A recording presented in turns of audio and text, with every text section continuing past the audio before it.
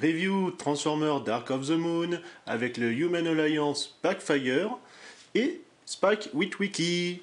Donc on se retrouve encore avec une version basique, donc petit, c'est pour ça. On note comme ça tout de suite le logo Autobo de chaque côté. On a donc une moto à 3 roues. On a ici effectivement les fusils mitrailleurs. Bon, par contre ça laisse pas beaucoup d'espace au personnage, hein, c'est un peu sur le côté. Spike est juste posé, effectivement, toujours avec les mains qui peuvent tenir le guidon. On a les roues à l'avant, on ne peut pas les tourner vers l'arrière, mais un petit peu vers l'avant. Ça peut donner comme ça un petit espace, un petit effet dynamique à la moto. Justement, niveau personnage, on a Spike avec son casque. Ça fait un petit peu halo, hein, mais bon. On retrouve à nouveau ici le logo Autobo. Justement, avec la review précédente, je vous parlais des masques. Donc voici, en termes de comparaison, ce que ça peut donner. Effectivement, quand même plus petit. Détail sympathique, vous pouvez voir qu'il a un petit peu de boue sur ses bottes. Voilà, c'est pas grand chose. Bon, après le véhicule n'en a pas.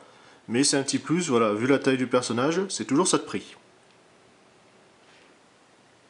On continue dans les détails. Donc on a ici la selle, comme vous le voyez. Les pots. Enfin, le pot, pardon, avec le système de suspension. Réservoir, voilà les cale-pieds, le moteur, on le voit encore en dessous, la tête du robot est apparente, mais bon, comme ça se voit pas trop. On a un phare translucide à l'avant. C'est vraiment pas mal, c'est vrai qu'en mode véhicule, celui-ci, je l'aime vraiment beaucoup. On va passer au second mode. Donc on va déjà commencer par déclipser le dessus. Ici, on va séparer les roues. Donc c'est sur un système de ball joint. Vous avez 3 picots à l'intérieur qui va permettre tout simplement de bien clipser. Ainsi, on va faire basculer l'arrière. On remonte un petit peu pour pas trop que ça gêne lors du mouvement. Voilà. Ça, on ramène devant. Ce clips qui se mettait à l'avant ici va venir dans la partie marron. Voilà, ça clipse. Les roues, on les ramène au-dessus. Alors de temps en temps, ça a tendance quand même à se décrocher. Voilà, la preuve c'est fait. C'est pas grave, c'est du ball joint. Ça revient tout seul. On reclipse. Voilà. Vous avez ici, donc, on bascule le moteur qui va se soulever.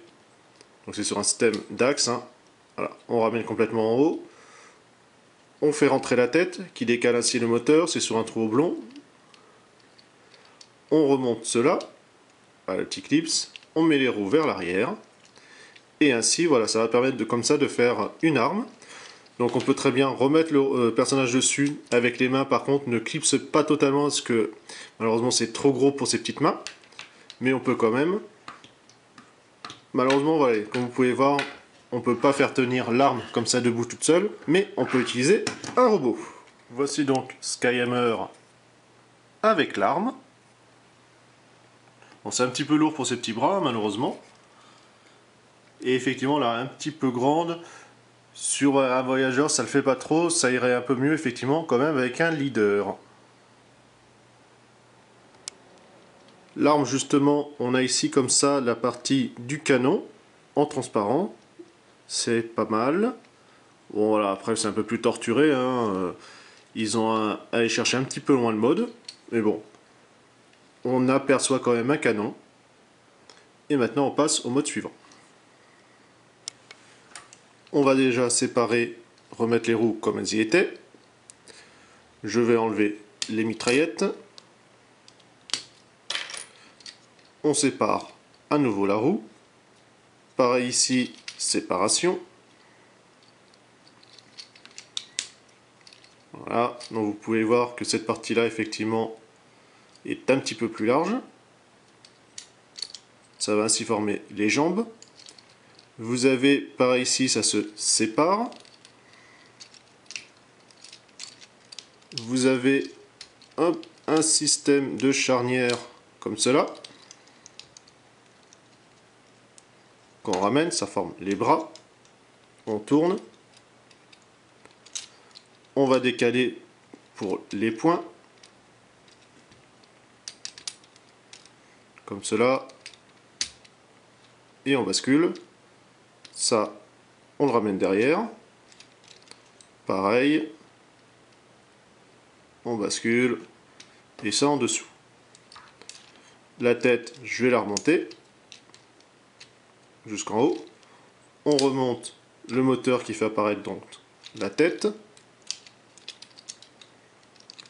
Au niveau des jambes, on va les basculer un petit peu sur le côté. Comme ça va permettre de les écarter.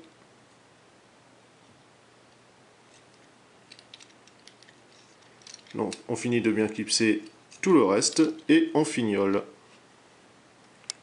Pour les mouvements, on a l'épaule ici, voilà, ça monte. Le coude malheureusement est très succinct, ça s'arrête là. Donc comme vous pouvez voir, on passe directement du bras à la main, il n'y a pas d'avant-bras. La main est comme ça moulée dedans, on peut clipser l'arme sur le pare-choc. Voilà. Au niveau de la taille, ça bouge pas. On ajuste ici, genou, et puis voilà. Alors c'est vrai que les roues gênent un petit peu derrière, mais par contre il y a une bonne stabilité vu la taille du pied et du talon. Niveau mouvement pour la taille, c'est honnête. Je regrette juste ses petits bras, enfin même carrément il n'a pas d'avant-bras. C'est un petit peu dommage. N'empêche, il est vraiment sympathique. Niveau tête, pareil, on a les yeux transparents. Ça c'est encore un petit plus agréable. Au final, un Human Alliance basique très agréable. Bon, c'est vrai que le mode canon est un peu spécial, mais bon, entre des mains du robot, ça passe nettement mieux que le mode voilà, quand le personnage est assis dessus. Très bon petit jouet. J'espère que cette review vous a plu. On se retrouve à un prochain. Allez, salut!